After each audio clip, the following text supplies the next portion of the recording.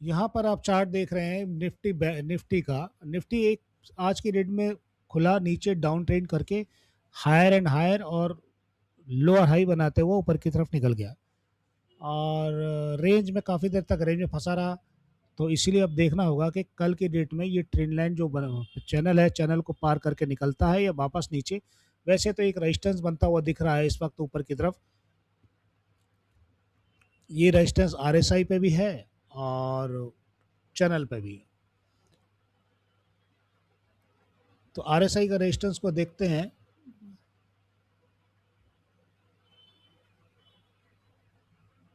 ये देखिए आरएसआई का रेजिस्टेंस है, यहाँ से शायद नीचे उतर सकता है या जंप लेके भाग भी सकता है।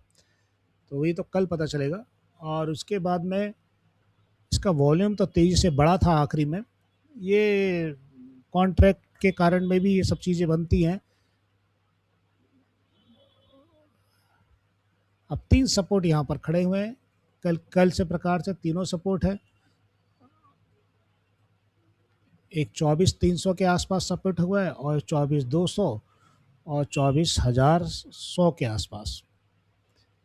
तो ये एक मान लो यहाँ से कल गिर गया दोबारा से, ऊपर जाने का सेम पोजीशन ऐसी ही दिख रही है और उल्टा फ्लैग दिखता है। उल्टा फ्लैग दिखने के कारण में आरएसआई अब जंप लेने की डब्ल्यू पैटर्न दिखाने की कोशिश कर रही है, जो ऊपर जाके यहाँ रजिस्टर से टकराने की कोशिश कर सकता है।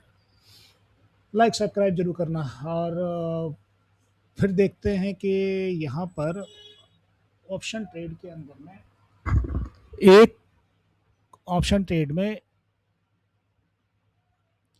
66 लाख का 6 लाख 66 लाख के आसपास पुट वाले और 86 लाख के आसपास कॉल वाले, और ओपन इंटरेस्ट में 8 लाख और 7 लाख चेंज ऑफ ओ आई है पुट की, कॉल की, और 8 लाख पुट की और 7.5 लाख के आसपास पुट वालों की।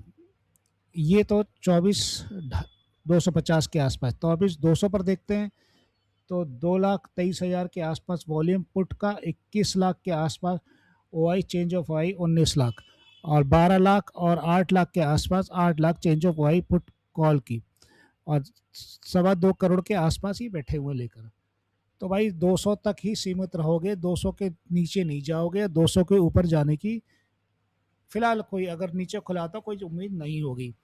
थोड़ा बहुत टाइट पोजीशन रह सकती है, 200 से ही फाइट होने चालू होगी, ये निरंतर दिख रहा है। चार्ट को फिर से दोबारा से देखने की कोशिश करते हैं। चार्ट भी अपनी रफ्तार दिखाने की कोशिश कर रहा है। Inverse head and shoulder pattern की तरह से काम करा, अब जाके थोड़ा सा नीचे आ सकता है।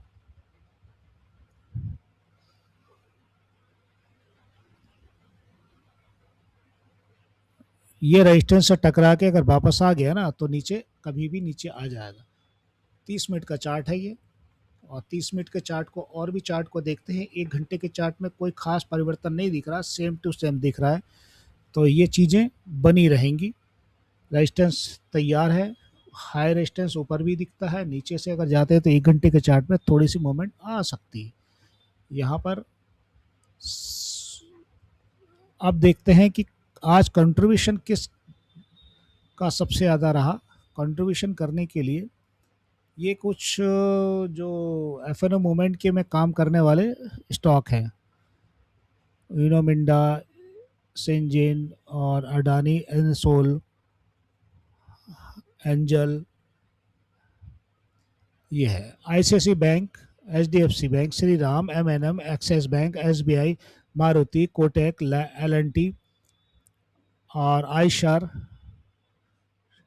Tata steel, ultra, Indigo, ITC ने भागीदारी करके निफ्टी को बढ़ने में मदद करी।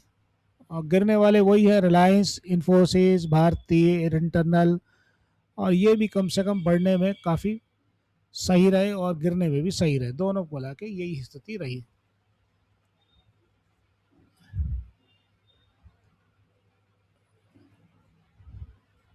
विक्स भी नीचे रहा, जब भी तो मार्केट ऊंचा उछल गया। विक्स ऊपर हाई होता तो कौन सा उछल पाते, कुछ नहीं कर पाते तुम बैठ के। बाकी चीज़ें एफ की मूवमेंट अब नहीं मिलेगी, अभी नहीं आई होगी।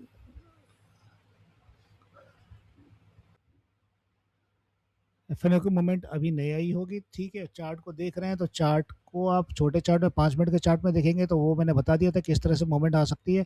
हल्का सा अगर अप गया तो तुरंत नीचे आने की सोचेगा।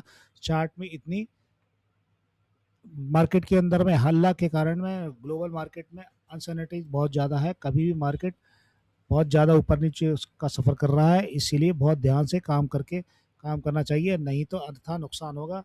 अपने अपने पोस्टों को ये देखिए। बाकी इंटरनेशनल मार्केट भी अभी ठीक ही लग रहा है, सभी लगभग बड़े हुए अवस्था में दिख रहे हैं यहाँ पर। डाउ हो चाहे एसएनपी हो कुछ भी हो सभी ठीक है, माइनस में कुछ नहीं है। माइनस में तेल क्रूड गिरा है बस खाली, बाकी चीज़ें तेल गिरा है तो फ़ायदा है। तेल गिरना एक इम्पॉर्टेंट फ़ायदे का सौदा है, बढ़ने से हमारे मुद्रा स्थिति की दर खराब होती है और ज़्यादा जाती है, इसलिए समझना बहुत ज़रूरी है।